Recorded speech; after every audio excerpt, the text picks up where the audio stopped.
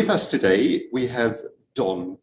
Don is an absolute IELTS legend. You may have seen him on our websites and in previous webinars, and Don knows a lot about IELTS and particularly all the IELTS mistakes you should avoid.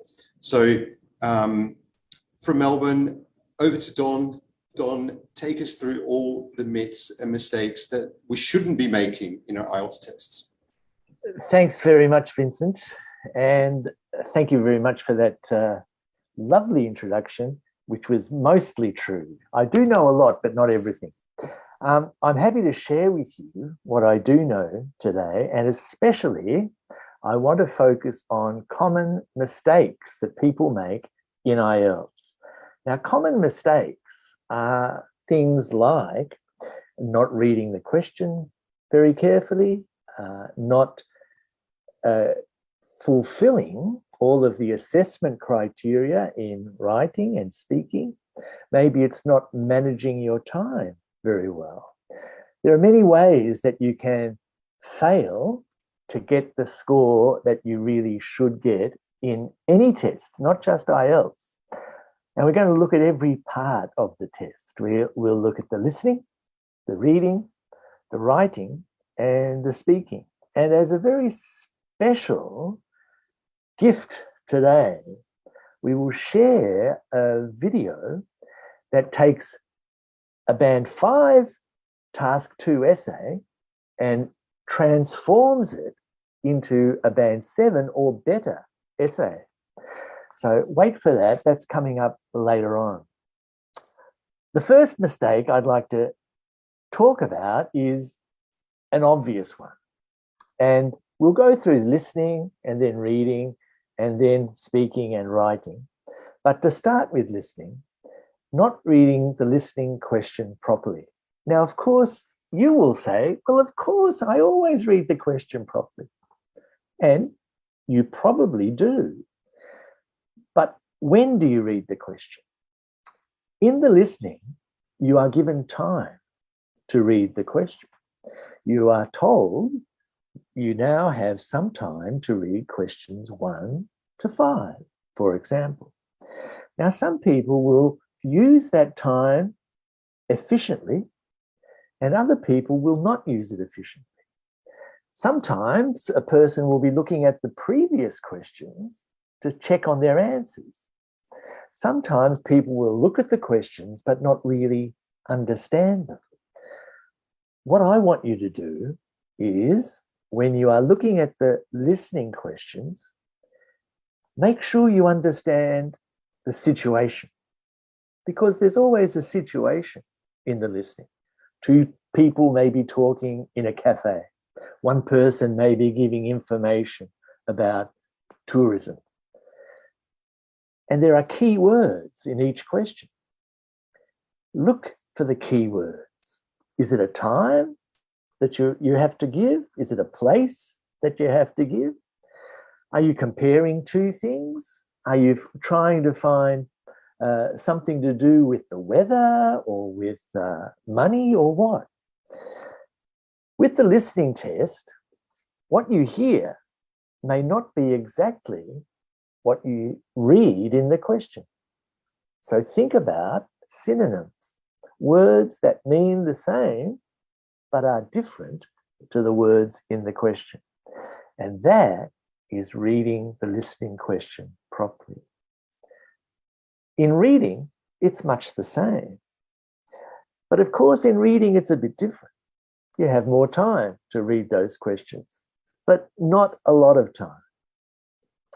In the reading questions and in the listening questions, you're often told, answer in no more than 1 word, or answer in no more than 2 words or 3 words.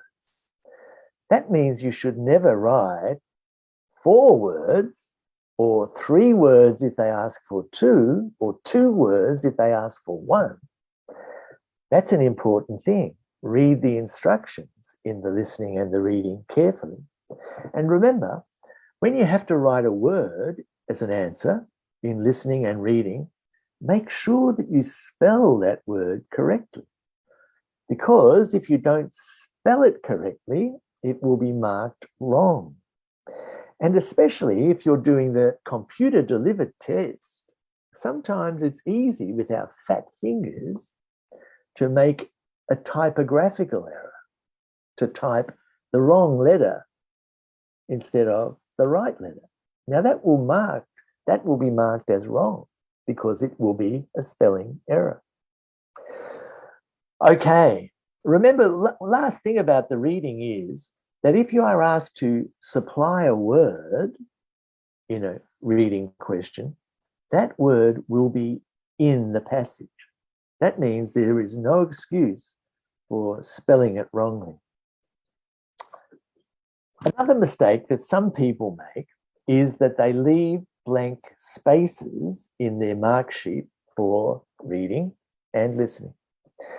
Now, in some tests, you are penalised for giving a wrong answer.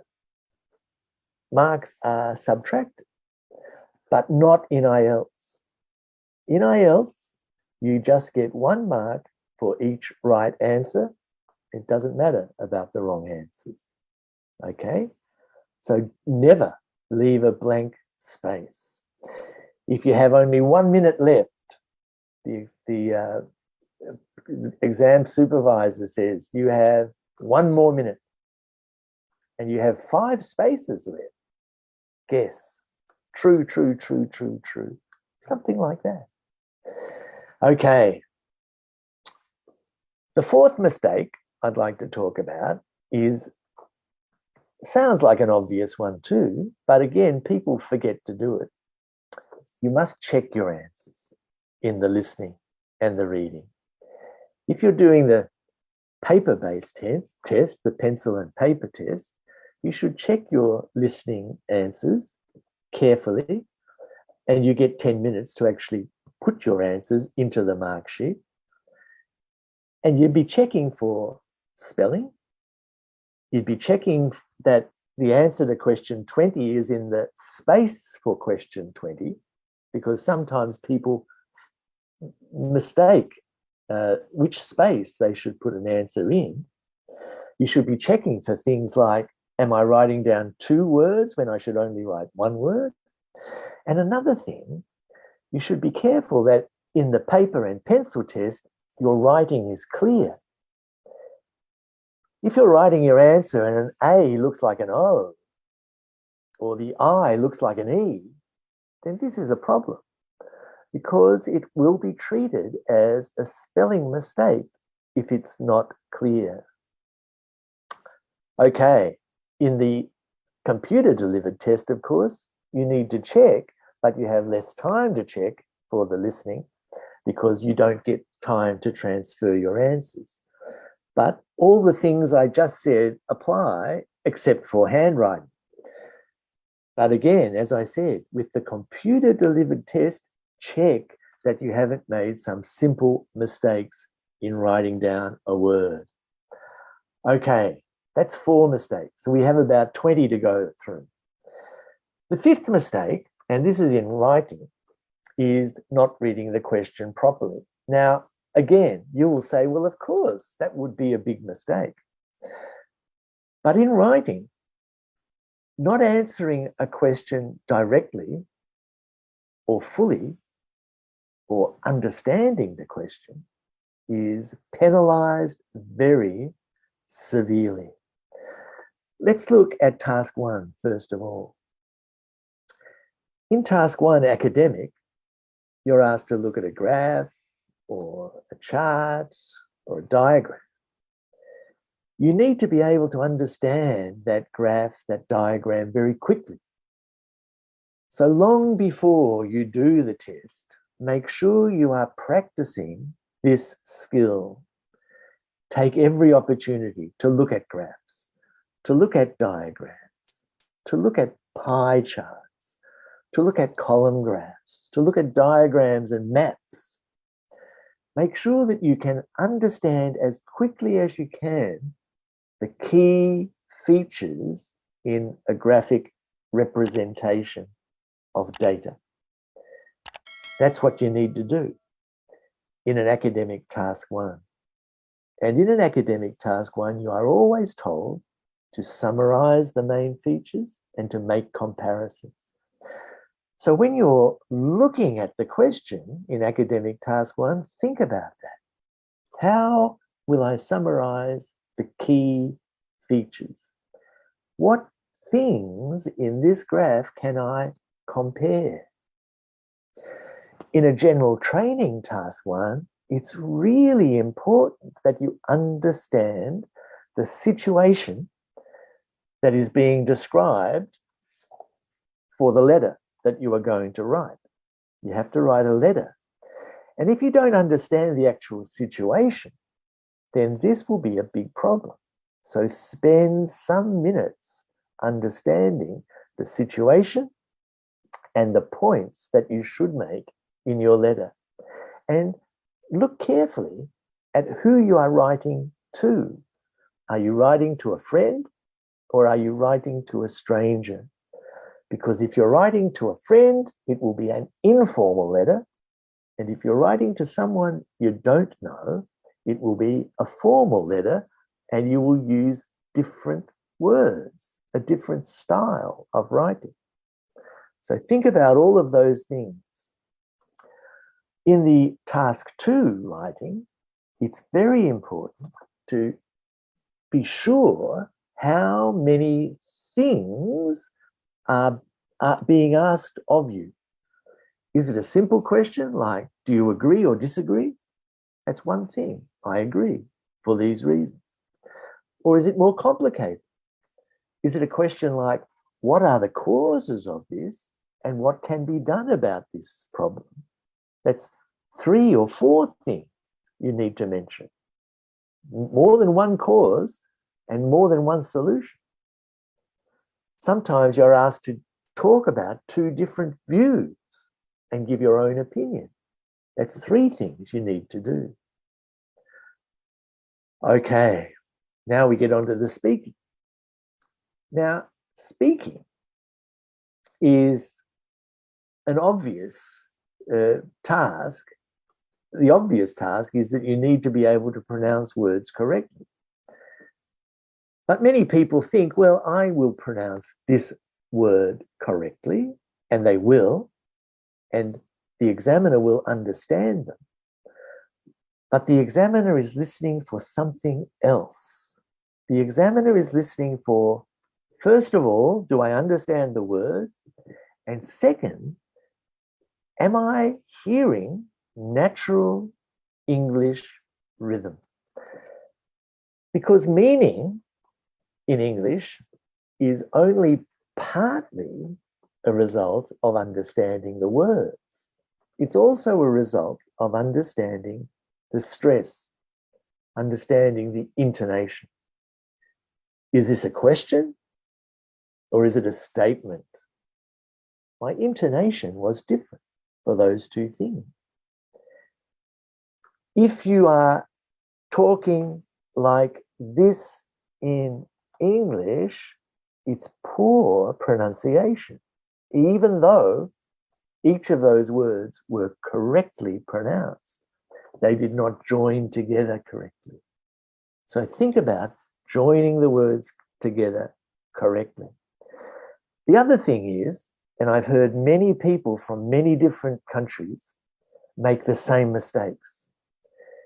I would recommend that you Google common pronunciation mistakes in English for Arabic speakers, p and b.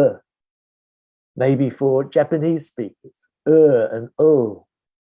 If you speak Chinese, and o. Think about those things. Think about the sorts of common mistakes that people who speak your first language make, and make sure that you don't create problems for the examiner when you mispronounce a word. Okay. Number 7, I've already talked about intonation to use it to express things, but let me talk a little bit more about it, because you will think, well, how do I learn that? A native speaker of any language learns it very young. You learn it from your mother and your father, and you learn it when you go to school. But it's a bit harder when you're learning a language at a later age. But fortunately, nowadays, you have the internet, and you can listen to native English speakers on podcasts, on YouTube. You can join other people talking together on the internet, and you should always be looking for opportunities to talk to people if you're in an English-speaking country, or even if you're not. If you know people who speak English, ask them questions. And what happens? If you use English to somebody else, you will hear English. Speaking English is a great way of hearing English, because the more you speak, the more people will speak to you in English. And the better you're listening, and the better your pronunciation will be. I've talked about listening when it comes to speaking, and really, this is the key. Someone who has a good ear for words and for rhythm and for the way that words connect is someone who will be able to imitate that rhythm and imitate those phrases. So, imitation. Practice that every day, and your intonation will improve a lot, and your score for speaking. Before we leave speaking, let me just say one more thing. In the speaking test, there are 4 criteria. And the first criterion is fluency and coherence, right? Now, some people say, well, that just means that I can continue to talk without too much hesitation. And that's true. That's exactly what fluency is. I can continue to talk. I don't pause too often. I don't correct myself too much. I don't hesitate and repeat too much. But really, this will also affect your score for the 4th criterion, pronunciation. Because the more you repeat yourself and hesitate and pause here, the less you will produce natural rhythm here. So it's quite common for someone to get a low score here and a low score there.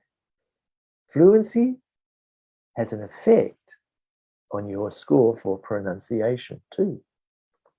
So it's important to be more fluent and to try and use intonation. Next question. Repeating the examiner's question when answering in the speaking test. Now, we normally do this when we talk to people. Someone asks us a question and you say, what's the time? Well, it's 5:15. That's okay.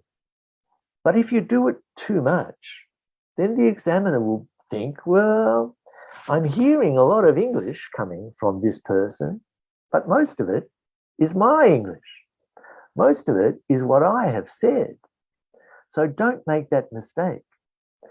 Try and rephrase what the examiner says as you answer. Try and come up with your own way of expressing the same idea. In the speaking test, you're asked to speak, and it's a performance. You are putting on a performance for the examiner. You are giving the examiner a good reason to give you a good score.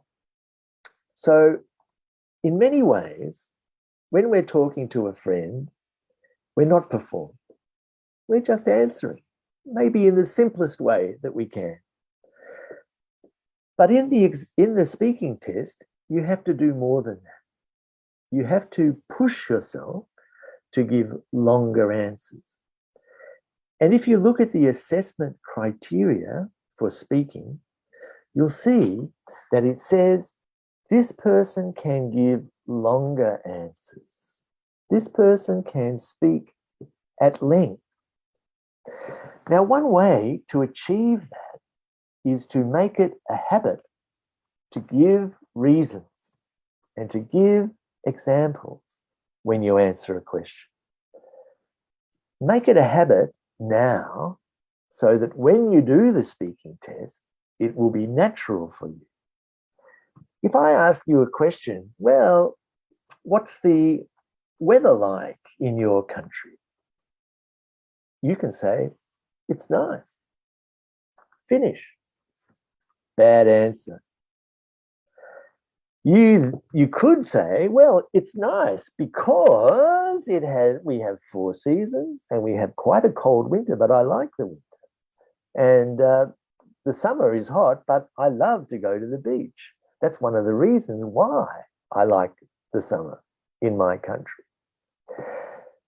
I've made it a habit to give examples, to give reasons, to speak at length. So practice that when you're speaking English with your friends. Mistake number 10. This is a common one.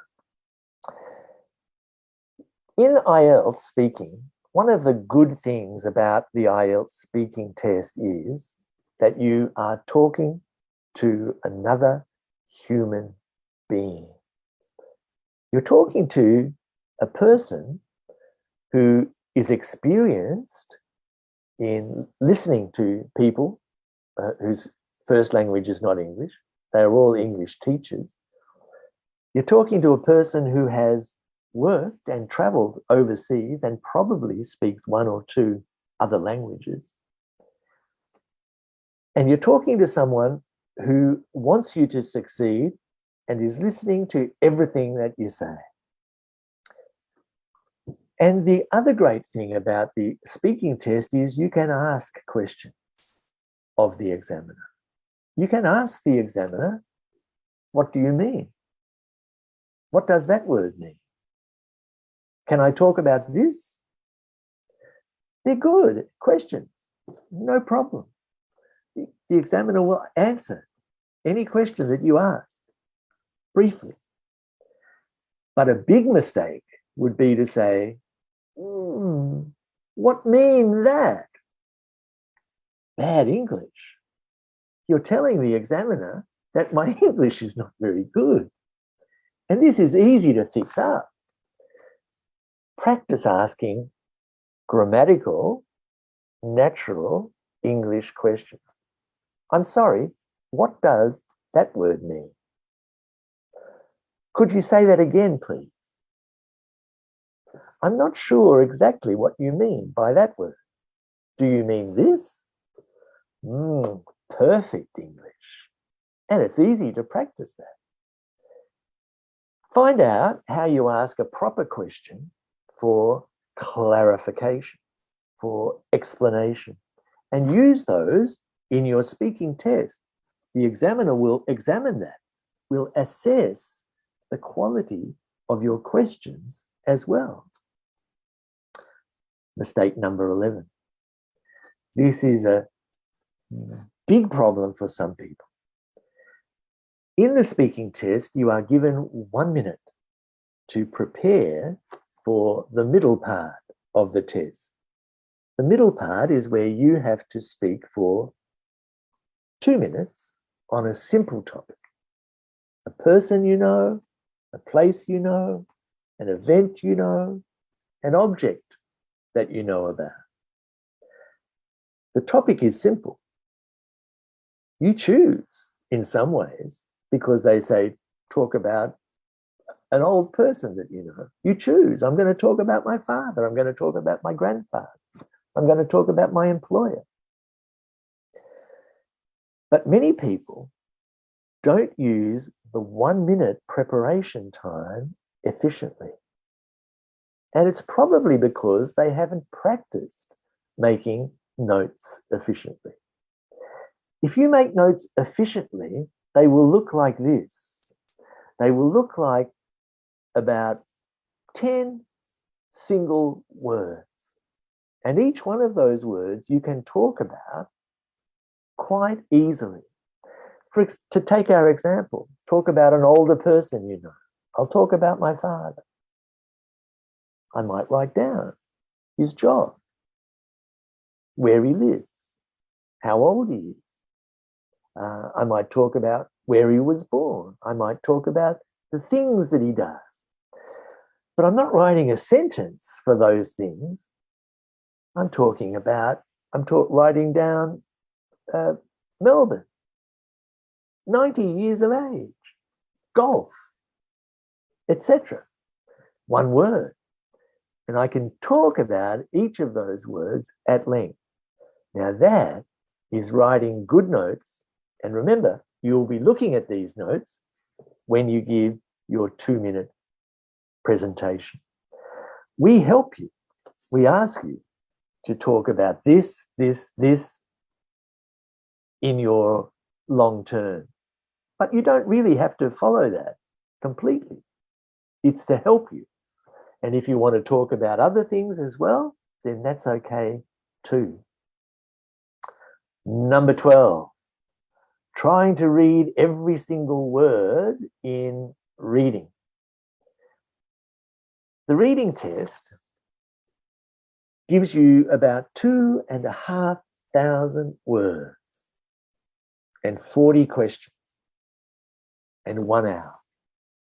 Now you can do the maths there and see that you have less than 2 minutes for each question. And that's a lot of words. Now, if you were to read every single word, that would be a very, very big task, unless you were an expert at English. And if you're listening to me today and are a native speaker of English, then that's okay. You can read every single word because you can read them very quickly. But if you are someone who is not as confident at reading as a native speaker, then let me give you some advice. Look at the questions first in the reading, find the key word, and then quickly scan for that word or a synonym in the passage. For example, it might be question number 25 in a group, questions 25 to 30 in a passage, right? And you find the key word in question 25, and the key word might be a place. It might be Brazil. Very quickly reading through that passage till you find the word Brazil will tell you that here is probably where my answer is. And you look more carefully there. You find your answer, and then you know that the answer to question 26 will come after that. And the answer to question 27 will come after that. In most IELTS questions, the questions are in the same order as the answers. Not always, but in most cases. That means you haven't really had to read every single word before that question was answered. I'm not saying ignore those words completely, but practice skimming for meaning, which is something you do now in your first language, looking at the paper. You're looking for the score of the football match from the weekend. You're not reading every word. You're looking for a number. You're looking for the name of your football team. You're looking for the date. That is a skill you should practice when you're reading English as well. Question number 13, giving 2 answers. Well, this is a problem very often in listening and reading. If you're not sure that the answer is A, or maybe it's C, you've got to make a decision. Don't write down A/C. Because if the answer is A, both will be marked as wrong. You're asked for one answer, and if you give 2, you will get no score at all. There are some questions in reading where you do need to put down a couple of words, but that will be given to you. You'll be told about that. So don't give two answers when one answer is asked for, because even if one of those answers is correct, it will be marked as wrong. And remember what I said earlier, make sure that you spell the word correctly. Make sure that you write it clearly if it's the pencil and paper test. Number 14, not using enough paragraphs. Now, this is something we're going to talk about when we look at the video about task 2 writing. But paragraphs in English writing, in any writing, are important. Why? Because they help the reader. Anything that helps the reader is a good thing to do. When you write an IELTS essay, task 1 or task 2, general training task 1 as well in the letter, you must use paragraphs. In 150 words, task 1, you might use maybe 3, maybe 4 paragraphs, more than 2. In a task 2 essay of 250 words, you would probably use 4 or 5 paragraphs, not 2, not 6. Why is that? Well, think about it. In a good English essay, you will have some sort of introduction. That will be a paragraph. You'll have some sort of conclusion. That will be a paragraph. In between, depending on the question, if, for example, it is discuss both views and give your own opinion, you might have a paragraph for each view and another paragraph for your opinion. There are 5 paragraphs. In the planning stage of your essay, you should get a fair idea of how many paragraphs you need. I'm going to say this, then I'm going to say this, then I'm going to say this and this and this. 5 paragraphs. Plan your essay, because that is a good policy for making sure that you are covering all the points and getting an idea about how many paragraphs you need. Number 15, using too many paragraphs. Well, I said before, you wouldn't use 6 paragraphs. And that's true. 7, 8 paragraphs. No. Because each paragraph should have a topic which is developed.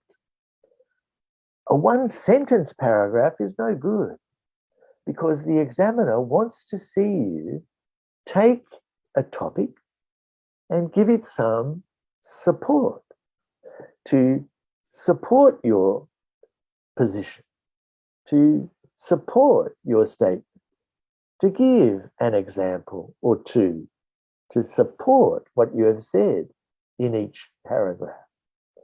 So a 1-sentence paragraph is no good. The examiner will say there are too many paragraphs, or this paragraphing is not logical. Format in writing is an important thing. And we'll talk about this when we look at the video in a minute. Format means that it's written as an essay. And it's written as a particular type of essay. When you study at university, in some subjects, you might use a subheading. Don't do this in an IELTS essay. In some subjects at university, you might use bullet points. Don't do this in an IELTS essay. Make sure you write in full sentences and full paragraphs. Why? Because we want to see you using the connecting words of English. First, as a matter of fact. Next, of course, obviously. Furthermore, in contrast, in conclusion. We don't want to see a subheading that is not connected to the paragraph. We don't want to see bullet points or numbered points that organize, it's true, the essay, but don't organize using the words of English. That is format. And also, of course, when you are doing your general training task 1, it's a letter. That's the format. If you're doing your academic task 1, it's an essay. That is the format. In task 1, in task 2, for both general training and academic, it's always an essay. Full sentences, full paragraphs. Number 17, not addressing the question.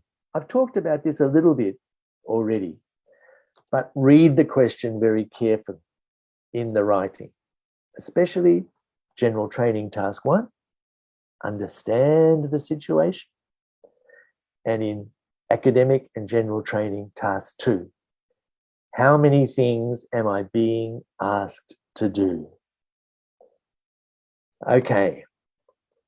Number 18, presenting an unclear position.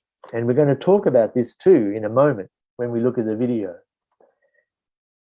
In the IELTS task 2 assessment criteria, and I hope you look at these, the assessment criteria you can download, you can look at them on our website.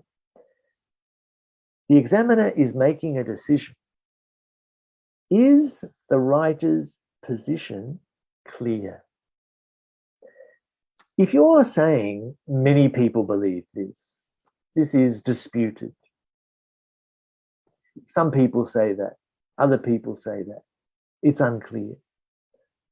The examiner will say, what does the writer think? What is the writer's position?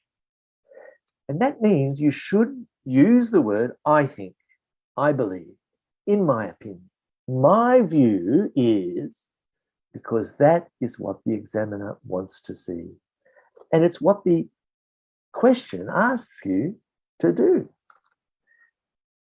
This is our last mistake, and then we're going to look at the video. And I've already mentioned it, but it's worth repeating. Spelling mistakes in the listening, spelling mistakes in the reading, spelling mistakes in the writing are things that you can check on. So you should check on them. Make sure that you check at the end of each of those parts of the test for simple spelling mistakes. And if you have a problem with a particular word, make sure that you learn how to spell that word before the test. And lastly, the more you read, the better your spelling will become.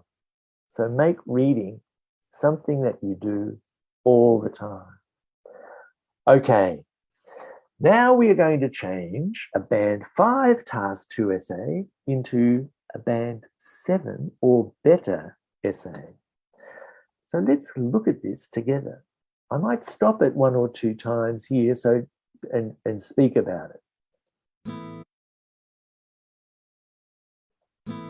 Hey IELTS test takers! We're here today to tell you about 7 mistakes that could be preventing you from scoring a band 7 or higher in IELTS writing task 2. You're welcome to pause the video and read as we move through the essay example. Test takers sometimes wonder why they scored the way they did in the IELTS writing test and become frustrated with their writing band score. We are going to show you 7 mistakes that test takers make that prevent a higher band score. We will also show you the features that the examiner looks at when assessing your essay and deciding the band score. Let's fix this essay and turn it from a band 5 into a band 7. Mistake number 1, not enough paragraphs. This is a very easy mistake to make, but it's very costly. Look at what the band descriptors say. In this essay, there are only 2 paragraphs, one very long one with a number of ideas, and a 1-sentence concluding paragraph. Solution: fix paragraphing and make the 1-sentence paragraph into 2 sentences. Mistake number 2, incorrect format. Task 2 essays must be written in essay format using paragraphs to show your introduction, body paragraphs, and conclusion. This is an easy mistake to make if you are rushing. Look at what the band descriptors say. Solution: remove the numbers. Mistake number 3, partially addressing the question. Take time to read the question carefully and decide how many parts are in the question. For this 3-part question, you need to discuss both views and give your own opinion. This is a 3-part question, but they only agreed that wild animals should not be in zoos. They did not give you any reason why animals should be kept in zoos. They only addressed 2 parts of the question, and their opinion is not very clear or supported. Solution: include the other viewpoint. There are good reasons for having zoos, and make your opinion clearer. Mistake number 4, presenting an unclear position. According to the band descriptors for task response, the writer of this task would have received a band 4. To receive a better mark, you need to decide on your position and maintain it throughout the response. Solution: make sure that the examiner knows what you are thinking. Mistake 5, spelling errors and typos. Have a look at the band 5, 6 and 7 criteria for lexical resource. The writer of this task would have scored between a band 5 and a band 6. To have improved their score, they needed to spell correctly. Remember that a typo is a spelling error. Remember, computer-delivered IELTS does not have a spell check function. Before your IELTS, you should practice commonly misspelled words. For example, solution: correct your spelling and typos. Mistake 6, using inappropriate memorized language, phrases and clichés. When they're marking your writing task, the examiner is looking for memorized language, so don't use it. Memorized language is easy to identify, so use your own words and avoid overused phrases like these. Solution: remove memorized language and use your own words to express your ideas clearly. Mistake 7, using surveys and research to support your opinion. For our final step, you need to use real examples and evidence from your own life experience.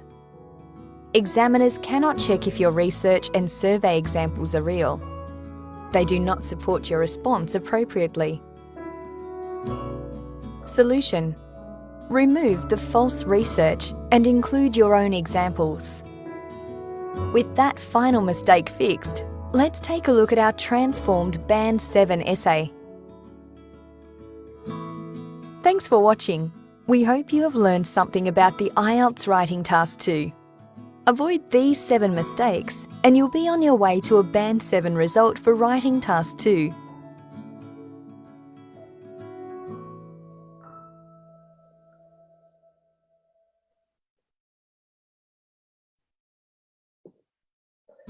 Oops. Hey, Okay, so that was very good advice. And of course, you can look at that again on our website. And Vincent, who's going to join us very soon, will give you more information about that.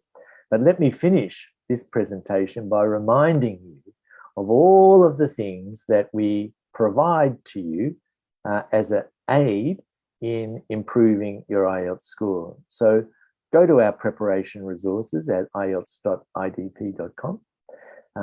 Join us on Facebook because there are lots of questions and answers there and tips regularly updated. TikTok as well, you can find us there with more good advice about learning idioms and other things. And we have some very good videos on YouTube, some of which include my own good self. So please do those things, and I think that you will benefit a lot. we want you to benefit, and so we have a series of these webinars. The next one is on the 6th of January, and make it a New Year's resolution to join us and to learn as much as you possibly can about IELTS. So now, Vincent, I'm stopping my sharing, and I am ready to try and answer any questions that might have come up. That is very exciting because we have a lot of questions come up. Oh, good. I know, right? Some tricky ones, some hopefully easy for you to answer. So we'll start with the first one. I'm not 100% sure what this means, but I think it's about writing. And the question is comes from Bangladesh. It's like, can I use words like very, so, good, and bad in my IELTS writing? Yeah, so these are simple words.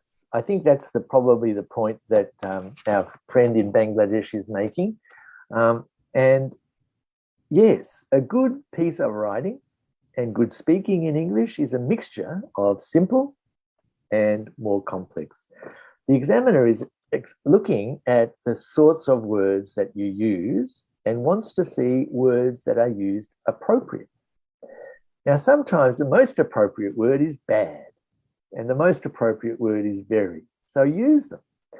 But the examiner is also listening for other words, and not just words that you know and just put in there that are not appropriate, but words that are used in exactly the right way, in exactly the most appropriate way. So another word for bad might be sort of inimical, or another word for bad might be malevolent, or disadvantageous. Now, those words are perfectly good words, but make sure that you use them in the proper context and in the proper combination with other words, okay? So, as I always say, read, read, read, and you will see the good combinations of words. Fantastic. Thank you. The next one is a little bit tricky. So there's a question that says, I noticed native speakers sometimes use incorrect grammar. For example, there's a lot of people in the room. Can I say that in speaking, or will I be penalized for that? This is a beautiful question, and it's a difficult question because English is a living language, right? Like all languages. And I know, Vincent, your first language is not English, it's Dutch, and you will know that languages change, and sometimes a mistake can become the standard. And this happens over a period of 100 years. Now, the there is one of those mistakes that is becoming fairly standard. But I would advise against using it in your speaking test. Why? Because it has not become perfectly standard quite yet. Give it another 5 years and it probably will be. So try and use exactly the standard English that is accepted by Oxford Dictionary, Cambridge Dictionary, it's Collins Dictionary, Merriam-Webster, etc., etc. If that's your only mistake in the speaking test, it's not a big problem. Okay. If you're making a mistake that's 80% of native speakers make, then it's not a problem, really. Perfect. But try to do it the right way. A question about reading, and I think that's something a lot of people struggle with. So considering the short time for academic reading and the importance for each question, can you elaborate on the last two academic reading sections and how skimming and scanning really works while still fully understanding the text? Right. Well, the last two academic reading passages are very similar to the first academic reading passage. I think that they are much the same, really, of those three passages. It's basically a question of, I suppose, as you're getting towards the end, you may be pressurized for time a little bit more. So one thing that I would recommend is that you try and spend only 20 minutes on each of those passages, even if it means that you have to leave one passage with a few questions unanswered to get on to the next one. So time management, I think, is an important element in success there. I've already mentioned that we need to practice the skill of skimming, that is, getting a general idea of what something means as quickly as we can. And you need to practice that in English, and practice also the scanning. And that means looking at the questions first to get an idea of what you are looking for. So they're really the things that I would recommend specifically in terms of the test. But in general terms, the more words you know, the easier your listening will become. And so when you read more, when you routinely and systematically gather new words and put them in a little book, notebook, and revise them every day, then your reading, your listening, your speaking, your writing will all become much easier. Perfect. The next question is about writing. And I think this question was asked before we watched the video. So a lot of this has already been covered in the video, but it's why most people have maybe lower scores in writing and what mistakes to avoid to reach a band 8. So that video really clearly demonstrated all the mistakes that people make and how to fix them. Yeah. But question for you, Don, does IDP provide writing evaluation services, or do you recommend anything in particular? Yes. Well, I'm going to advertise one of our, something that I'm intimately involved with, or have been, and that's our writing assist. And this is where we send you a task 1 and a task 2. You write your essays, send them back to us, and we give it to an expert who will give you some feedback on each of the assessment criteria: task response, coherence and cohesion, lexical resource, and grammatical range and accuracy. So that's pretty good, and it's not very expensive. So you're getting feedback on each assessment criterion. We do that and look for it on our website, Writing Assist. How to improve? Well, all of those things that were mentioned in the video, as you said, Vincent, are things that a person should really consider doing. And was there another part of the question that I've missed there? No, that was a perfect answer. Really well done. Yeah. Definitely a 9 for listening here, Don. The next question is about speaking, and this is one of my favorite questions because I actually wrote a blog article on this. But can we use slang during the speaking test? Well, Vincent, I don't know what your blog article said, and I hope I don't contradict you, but there is slang and there is slang. Now, that is an idiom in English in itself, which you might like to note down. There is this and there is this. So there is very vulgar slang, what we would call vulgar slang. I would recommend against using that, using those words which are not polite, which are generally considered to be unworthy of polite company. But there is other slang which is quite mild and which is quite common.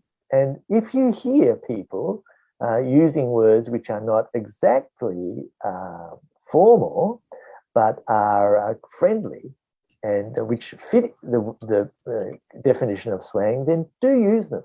But don't overdo it.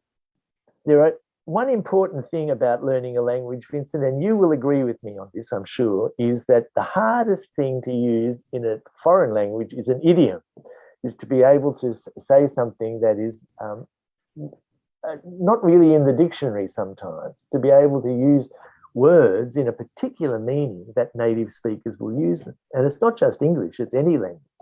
So I would avoid those unless you are 100% sure that you are using them correctly.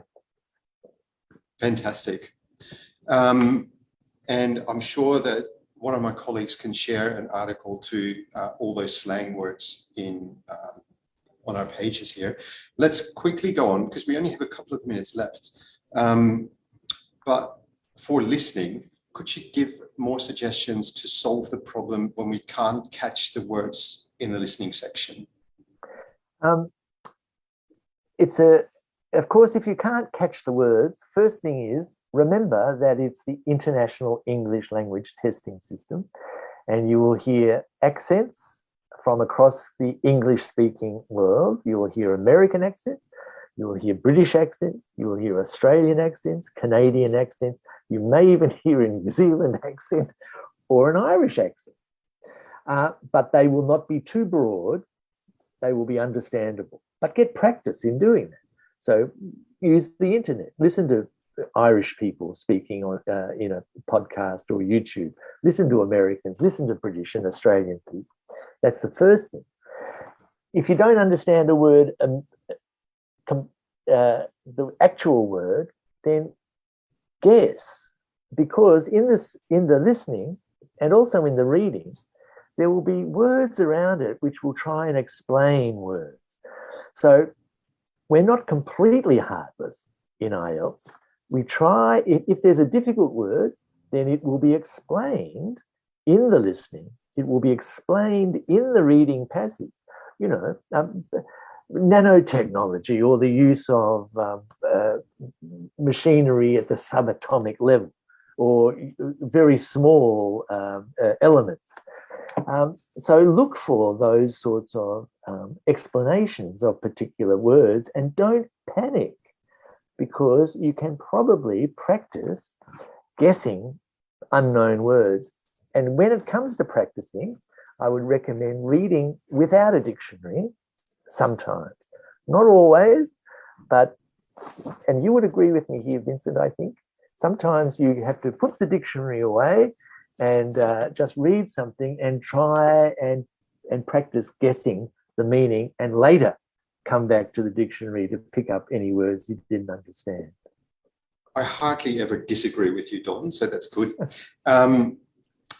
So last question, because I think we're almost out of time, but this is a question that I think a lot of people are worried about, but are incorrect capitalized words penalized when you either maybe for the reading and listening test and also for the writing test? This is a very good question. In the reading and the listening, it doesn't matter. Capitalization is not assessed. You can write your answer in all capitals, a mixture of lowercase and uppercase, all lowercase, even if it is a proper name. The word Smith, common English name, can be lowercase s. But in the writing, it becomes a little bit confusing sometimes because it becomes a punctuation error. Because at the beginning of a sentence, it's a capital letter, right? So I would recommend in the writing, be careful about your capitalization. You can write your essay in all capital letters, not a problem, because that doesn't confuse the reader. But if you're making a mixture of uppercase and lowercase, then that can be a punctuation problem. It's not a problem in reading. It's not a problem in listening. It may be a problem in writing. Excellent. Okay, we're almost out of time, but I'm going to finish by giving you a little present, Don, and that's, I'm going to share, I don't get too happy yet, but two really nice responses that our listeners have left for this webinar today. So the first one is someone that sent this through to us on our social channels. I love to hear Don's voice. It's so heavenly as a teacher. Wishing you all a wonderful Christmas with your family and friends. Stay safer all the way through. Well, thank you very much. Lovely, right? And we had more coming. I really enjoyed and loved the way Don is speaking. I think it looks very patient and speaking like speaking to small children. I'm very thankful to this webinar and the efforts from the team at IDP. Cool. Thank you very much. On that note, Don, I'd also like to finish, and I want to thank you very much for sharing your knowledge on IELTS, for everything that you've done, for the things that you've shared with our test takers, for the tips that you've given them, and your real dedication to make sure that everyone has a chance of getting the score they need for their IELTS test. Thanks. So if you have any, that's okay. And if you have any other questions, head over to our website, search IELTS, and remember that we're always here to help you. That's it from us here in Melbourne. Thanks very much. And I hope everyone has a lovely morning, evening, or afternoon. Thanks. Thanks very much, and happy holidays to everybody.